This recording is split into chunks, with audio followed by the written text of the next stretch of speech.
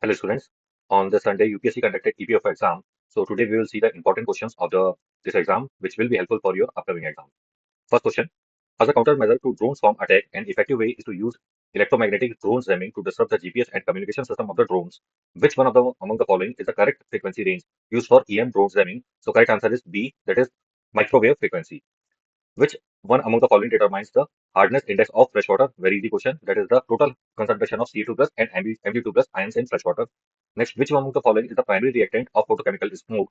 Correct answer is C, nitric oxide and unburned carbon. Next, which among the following is known as carbolic acid? Correct answer is A, that is phenol. Next, which among the following is the primary commercial use of amines? Correct answer is B, that is synthesis of medicine and fibers. Next, which among the following is correct regard to the fatty acid is correct? Okay, correct answer is A. Most fatty acid have carboxylic group at one end, methyl group at the other end. Next, which among the following is correct method employed by the GPS to find location of target? Correct answer is A, that is trilateration method, which measures length of the side of the triangle with target location as one of the head of the triangle.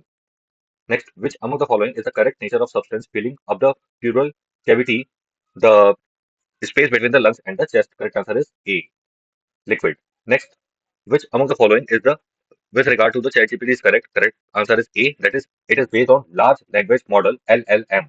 Next, who among the following is not a member of GST Council? Correct answer is A. That is Prime Minister of India. Next, which among the following provisions fall under the directive principles of the state policy? That is DPSP of the Constitution of India. So, Uniform Civil Code. It is given in the Article 44.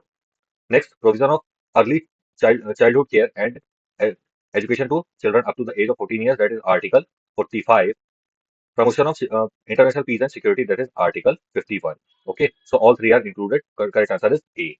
Next, consider the following statement about the EVM. The first use of EVM in Lok Sabha election was in the year 2004 when EVM were deployed nationwide. Correct. Next, voters are recorded in control unit and VVPAT exactly at the same time. This is not correct. Two PSU. The major portion of this question is you have to remember the two PSU's name, that is Bharat Electronics Limited and Electronic Corporation of India have been engaged in Election Commission of India to design and manufacture of EVM. So this statement is also correct. Correct answer is C.